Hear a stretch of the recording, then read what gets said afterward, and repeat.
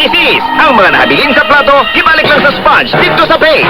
Basig kung unsa na mo pilit sa taste. Yan! Mas hygienic ra mag-Joy. Ipatulo diretso sa sponge. Ug for 99.9% germ removal, mag-Joy Antibac. Nga naman, Palipyo na mag-Joy! Huwag ka naghan na hugasan! for hygienic dishwashing, mag-Joy. Also available, Joy Antibac.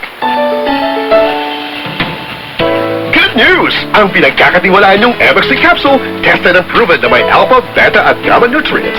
Very low ang sodium content, cholesterol and fat-free. MXC capsule araw-araw helps avoid pain discomfort para iwas-iwas sa sakit with proper diet and exercise. To God be the glory! Mahalagang paalala, ang MXC capsule ay hindi gamot at hindi dapat gamitin paggamot sa anumang uri ng sakit. Ito ang DXDR 981 sa Dipolog, numero 1. Tatak RMN.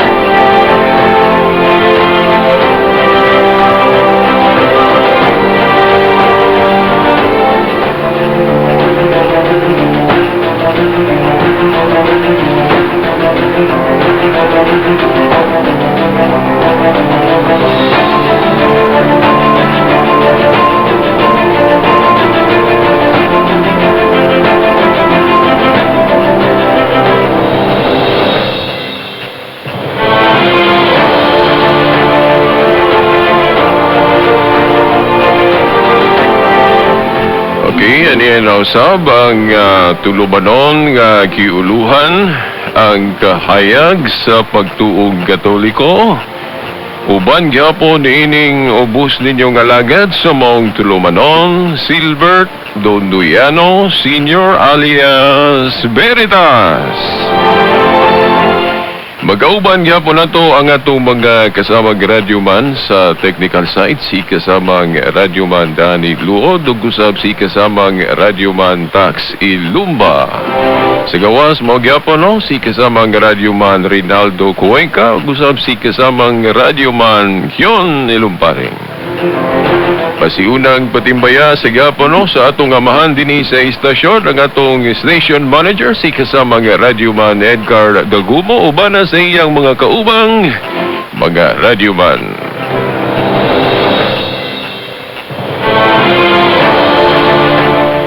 Okay, Pizza 3 sa bulan sa Mayo tuig 2020.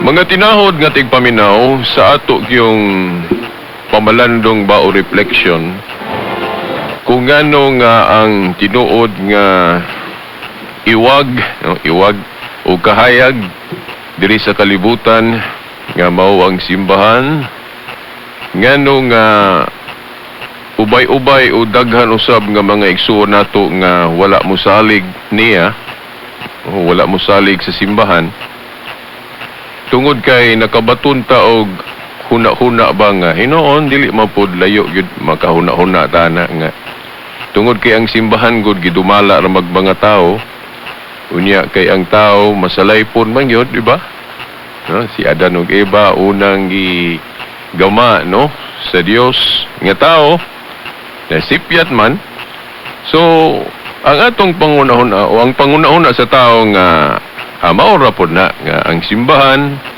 kay gidumala ra mga tao so di gyud ang kasalig mao gyud na gyoy common kaayo nga huna-huna sa tao. Ang mga pari, masipyat, makasala raman na gyapon. So, diya sa pagtudlo sa relihiyon, kaya gidumala raman nila, mga tao raman na, so di gitang kasalig 100%, di ba? Mo man na itong una-huna. Mo bitaw nga ang uban sama pananglit sa mga igsuon natong Mormons kanang ilang tinuhuan official yun name Church of Christ Latter-day Saints o bisan gani ang ato mga igsuong Iglesia ni Cristo o INC.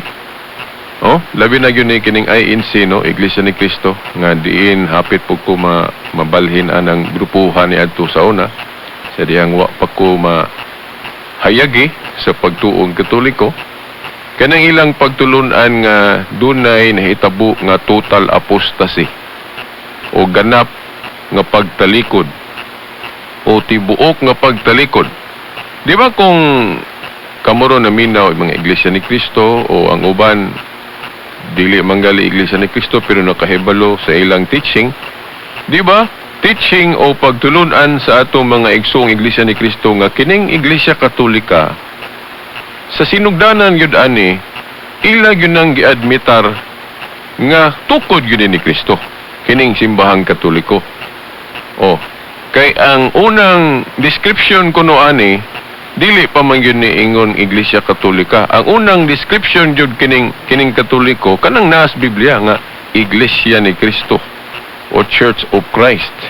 Oh, nahimo man kunong Katolisismo. So what pasabot ang Iglesia ni Cristo sa Biblia nahimong Catholic Church. Panangit ako, no. Kuan ko kanang panangit pangalan ako Juan. Oh. Nausob dili na Juan nahimo ng kanang Silbert. So kay nalahi naman, so dili na mao. Ingon na ang ilang pagtuo sa simbahang Katoliko. Nga sa sinugdanan, sa wala pa ni mahimong Katoliko, Iglesia ni Cristo gining Katoliko. Oh, nibulag lang sila sa Katoliko kay dili naman ang Iglesia ni Cristo ng Katoliko. Mo man yun na ilang baruganan, di ba? Oh, kay sa ilang pagtuo, kadtong gisugdan ni Cristo nga Iglesia ni Cristo o Iglesia sa Dios, nanudlo naman kunugod og dili mao. O ni apostata naman nga iglesia kay ni undang naman og tudlo og insakto ni simang naman daghan naman kayong pagtulunan nga gisupak des Biblia. So dili na gyud na Iglesia ni Cristo ng Katoliko, di ba mo man na ilang pagtulunan? So moingon sila nga ganap ang pagtalikod sa unang Iglesia ni Cristo kay nahimo mang Catholic Church. O labi na kay gipangdugangan og mga description nga na officially nga na-symbol yun kanang description nga Santa Iglesia Katolika Apostolika Romana niadto lang First Vatican Council 1870. So nasamot na gyud nga dili na gyud na lahi naman. So mao na nga dili na gyud ni mao. Oh. So mao na nga gikinahanglan ang lain na pong tao nga mo restore o mupabangon o mupabangon sa nawala nga Iglesia ni Cristo. Kinawala lagi kay nagtudlo na magdi mao. So mao day na moingon din sila nga kana si Felix Manalo mao na ang gisugo sa Dios nga mo restore o mupabangon sa tinuod nga pagtulunan nga Iglesia ni Cristo. O sa mato bukas Mormons mao gyapon na ilang baruganan. Dunay total apostasy o tibuok nga pagtalikod. Oh, mao na nga kay nawala man ang unang Iglesia ni Cristo, so mao na nga gikinahanglan nga nailaing propeta o mao na si Joseph Smith. Oh. Pero nagtuo sila nga kining Katoliko mao na sinugdanan nga tukod ni Cristo. Nawala man ang iyang pagkatinuod mo nang dili na ni mao, di ba?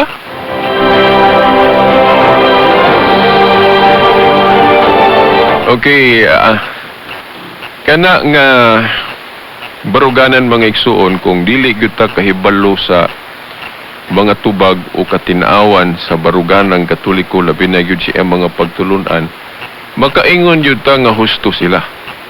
Husto sila.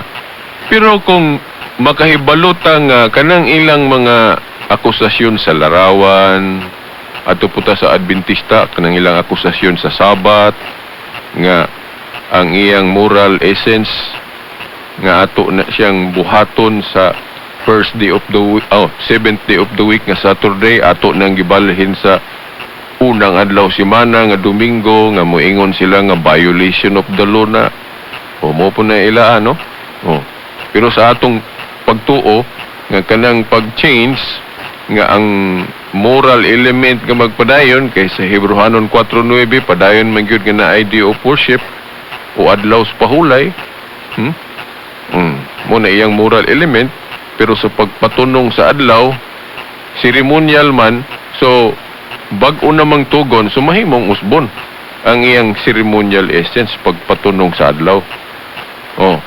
Mo bitaw nga ang atong simbahan sa katekismo nga kanang pag-change sa iyang ceremonial element pagpatunong sa adlaw from the seventh day of the week to the first day of the week. Sunday, Lord's Day, adlaw sa pagkabanhaw, mao na po na gihimo na tong bag-ong seventh day. Ang uban malibog ba nga unang adlaw sa simana man kana biritas nganong tawgon man nimong seventh day. Lahi man gunang mayong gag unang adlaw sa simana, di gina mausob Domingo gina.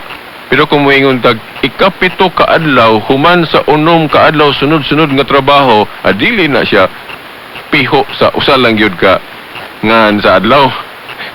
Kay magdepende man gud na kanus ka musugod og trabaho. Kung musugod kag Domingo, ang imong ikapito Saturday gyud. Kung musugod kag Lunes, di ang ikapito Domingo sa pa. Kung ibasi dias balaod, unom ka adlaw trabaho ikapito pahulay, so kanang ikapito depende na kung unsang adlaw ka musugod og trabaho. Di ba? So, mo na nga ang katekismo diya sa 1166, gitawag na siya 7th day ng unang adlaw simana, kay mo naman ay atong special day ron. Di ba? So, mo trabaho tag sugod Lunes, mo na ikapito Domingo. So, morally, igo gihapon na sa napulo ka sugo. Di ba? Mo bitaw sa katekismo, kining Lord's Day nga Sunday gitawag ni siya fulfillment of the Sabbath, kay katong unang Sabbath gud nga matunong og 7th day of the week gitawag man to ni Pablo og shadow landong. Di ba? Sa mabasa gani Colosas 2:6 14 hangtod 17. Colosas 2:14 hangtod 17 nga katong ilang mga practices sa una katong ilang tulumanon sa kusirlo nga dunay gidili sa pagkaon, shadow ganito. Pagtulunan to nga shadow, but pasabot dili pa to mao. Kay kung muanita sa bag-ong tugon, bag-ong kasabutan ni Kristo, ang gipasabot ni Kristo ana nga kahugaw, dili naman ang pagkaon, kundi kana amang mga buhat sa tao o kanang kinaiya sa taong gikan sulod. Dili kay sa pagkaon, kay kanang pagkaon natura man ang ikalibang. Di ba? Nya dili po na garantiya nga mamatarong ka kung maayo kay ka mupihig sa pagkaon. Di ba? So mo na kung mudagan ta sa Marcos 7 ang teaching ni Jesus Christ nga ganang gitawag na tog universal law, wala na gid siya magdilian ng pagkaon, pero wa po siya maingon nga magpataka og kaon. Di ba? Pero dili na niya teaching sa New Covenant sa gospel kanang concern pataan ng sa cleanliness nga panglawas lang, kundi pang internal yun. Di ba? Pang internal. So kay ang internal god nga kalimpyo dili man gud na pagkaon, kay ang gingharian sa Dios matud pa ni Pablo dili gingharian sa pagkaon na basahara gud niya sa Roma 14, kundi ang gingharian sa Dios nga giklaro sa bag-ong kasabutan gingharian sa pagkamatarong. Di ba? Nya giun sa man ni Kristo nang gingharian sa pagkamatarong, basahan ng Marcos 7, di ba? Wa siya maghiskot diha kahugaw sa pagkaon. Dili kahugaw nga kanang batasan sa taong dili mga maayo mo na iyang gipasabot. Mo na nga ang fulfillment atong kosher law kahugaw nga kalanon, ang fulfillment ana sa New Covenant nasa gospel kanang kahugaw sa tao. Mo't pasabot kanang for example kanang kahakog o kanang mga batasan nato nga gikan gyud sulod nato dili na nga atong kanon, di ba? Muna nga katong espiritual nga kahugaw sa hayop na linisan na to. O, di ba? Na nasa buhat Jesug 11. Ang espiritual nga kahugaw. Pero wala na magpasabot nga walay bacterial nga kahugaw ha. Kay dahinomdom lagi ko sa mga debate lagi no nga moingon gali ta mo explain ta nga linisan naman na tanan ni Kristo. Diya sa buhat Jesug 11. Okay, moingon din sila atong mga igsong Adventist nga gilinisan na maghatanan so mukaon mo ukok, mukaon mo tiki na. Implying na po na sa kanang biological bakaha or unsay term ana physical nga kahugaw alahi na nga punto kay kana agong kahugaw nga bacterial o biological dili man gani kay makaingon ta nga diha ra na mutakboy sa baboy mahimo pugali lang sa baka sang unsa nga mananap sa tao, di ba? Kita, pres aning takboy na tong COVID ron, coronavirus, bisag asa man ni, tao ra may takboyan ani, di ba? Na? So yun na. Kung muingon nga, linisan na magkatanan, so mukhaon mo guan, mukhaon mo tiki na, lahi na ng klaseng kahugaw imong ipasabot.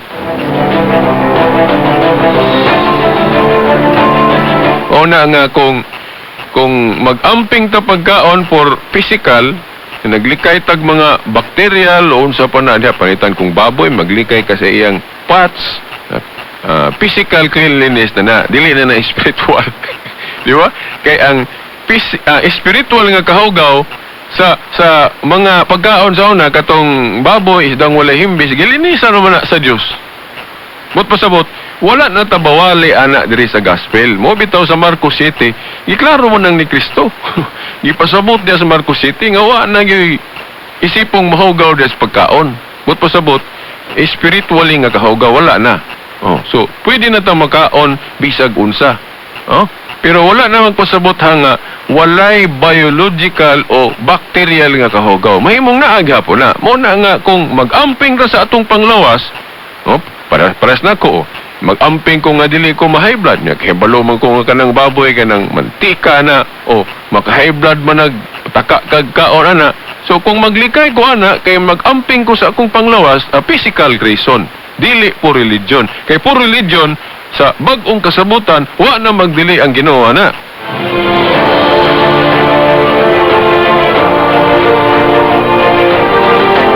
Mao na nga kana galing pagsabot nga Katoliko, isipon man din na nila nga ani si Mang na wa na matunong. Ila po na, Pero para na itong mga Katoliko nga nakasabot, dili na pagsimang. Gani, katuman na kay ang fulfillment good sa balaod, naaman na itong mahibawaan sa New Testament. Dili ta muhangad atong Old Testament, kaya wala dito tanan. Na ay mga practice sa Old Testament nga shadow lagi to. Giklaro man ng Pablo kay shadow sa to panaing ipaabot ana para sa atong kabalo mo katong giisa ni Moses nga ribultos bitin nga tumbaga, di ba? Darawans bitin nga tumbaga mao manggali na gihimong simbolo sa mga doktor, di ba? Kanang naimurag tukon day naimurag bitin dihang galikos. O di ba mo man ay simbol sa mga doktor nganong mo man na ilang simbol.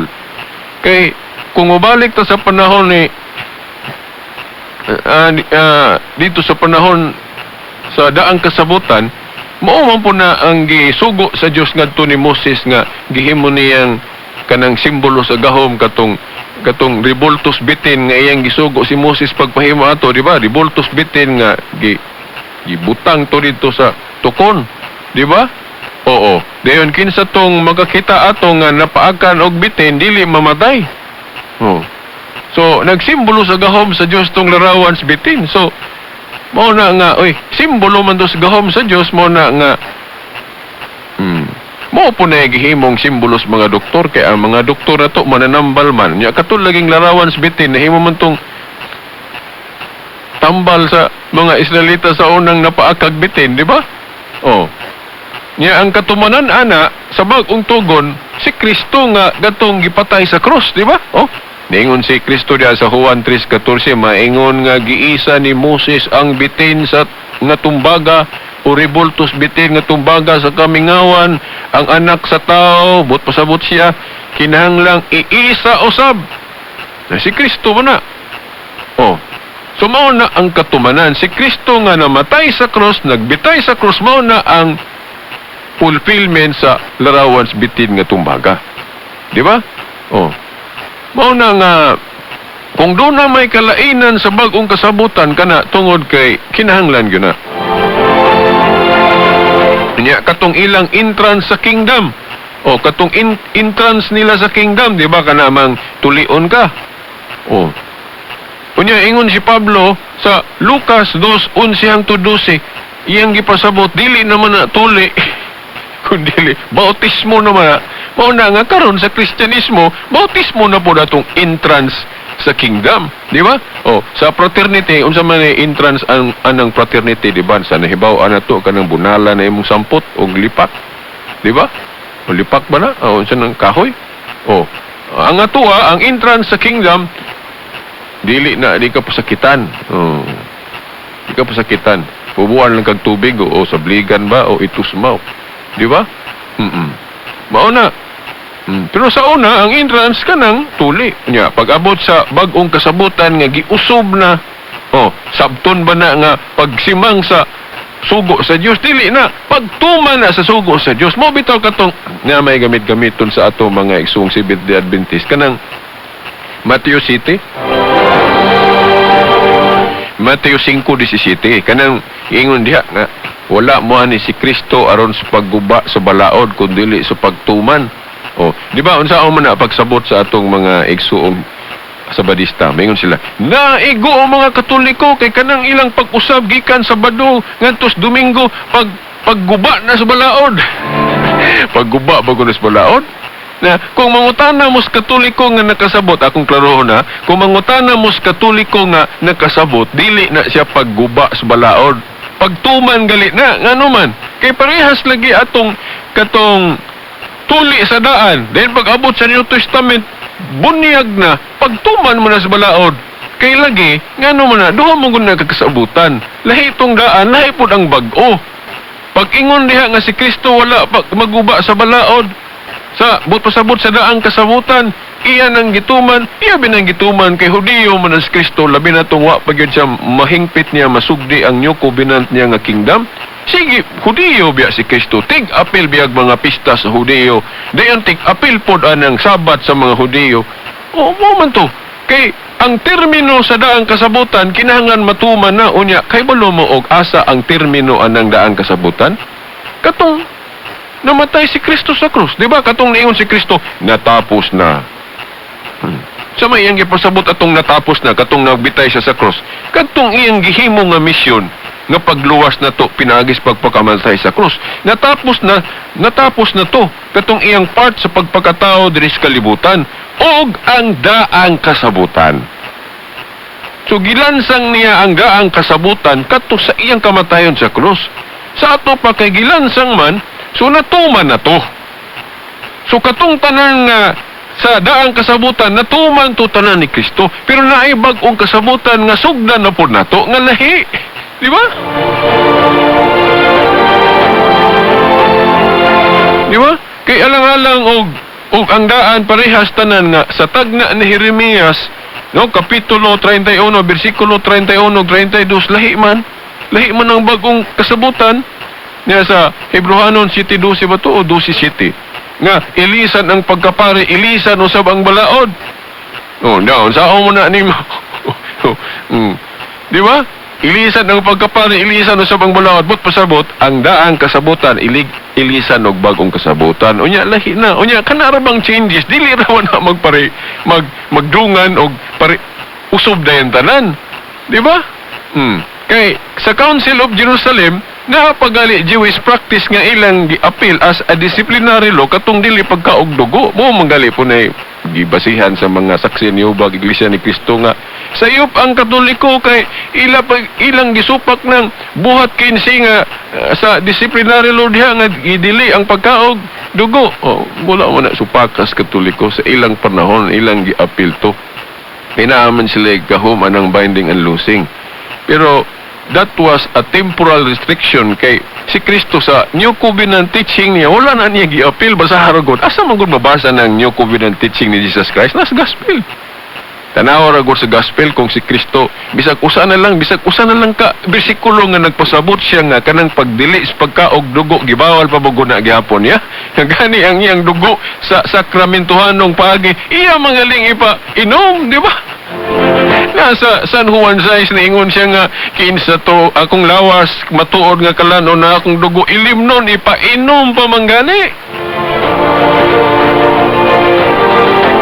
Gatugong sa Council of Jerusalem God nganong dili to ipakaon ni sa atong dugo kay sa transition time God sa Christianity na milit-pilit pa ng batasan sa mga Hudiyo unya mas skandalo man gud mga Hudiyo nga bag-o lang nga Kristiyano nga wa pa kayo kasabot murag maglain na ilang unahuna mo na nga to parang dili magulpi mo nang usa sa reason nga giapil pa nila as a disciplinary law. Remember disciplinary law can be changed. Ang dili lang gid mausab nato kanang doctrine, no? Doctrine, di ba? Oh. So, mga tinahod nga tigpaminawa na ko'y igong panahon ato ning ipadayon sa sunod Domingo pohon, no? Daghan pa kung angay isgutan ninyo no nga kanang mga changes sa New Covenant dili na pagsupak sa balaod, pagtuman hinuna, no? Oh, wala igong panahon.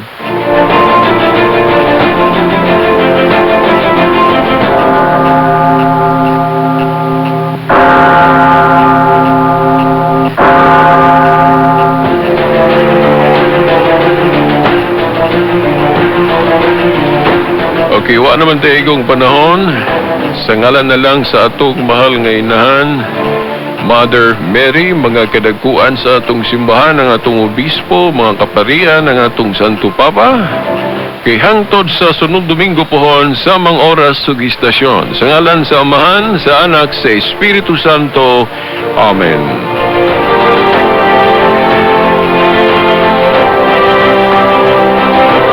Radyo mo nationwide. No ouch, ouch. Walang hapdi. No ouch, ouch. Para pumuti. Walang ouch, ouch. The White Rose Kojic Whitening Soap. May kakaibang Kojic na pumite para walang side effects na skin irritation o over-drying. Kojic na walang hapdi. Wow, wow. Ang White Rose puti. Oh, wow, wow. Puting walang hapdi. White Rose Kojic Whitening Soap. Kojic na linis, Kojic na puti. With regular use. Oh, wow, wow. White Rose. Manufactured by ACS Manufacturing Corporation. ISO certified world-class quality. ACS. Ang sarap-sarap, nakaka-relax, bawat higop nila ay lakas. Yung mixed coffee, hindi ako gumamit kaya ang sarap ng tulog. Wala nang problema ako sa pagdamit. Simula nung mag-take ako ng mixed in herbal coffee, nawala sa akin yung paghahapdi ng sikmura. Lumaan ang aking pakiramdam sa katawan. Mixed and herbal coffee, malaking tulong sa akin yun dahil talagang nakatulog ako ng mahimbing talaga. Pananakit ng ulo nawala na rin. Ang ating kape, mixed in herbal coffee. Ang Doc F Mixed in Herbal Coffee, Doc F Health Aromatic Plus A Plus, at Doc F Malunggay Capsule ay mabibili sa Dipolog City, Inso Minimart. DCR Pharmacy, Alkias Pharmacy. Rewards Pharmacy, at sa lahat ng Doc Alternative branches nationwide. Ang mga matitibay ang loob, kinakaya ang bawat pagsubok at hindi nakakampante sa bawat tagumpay.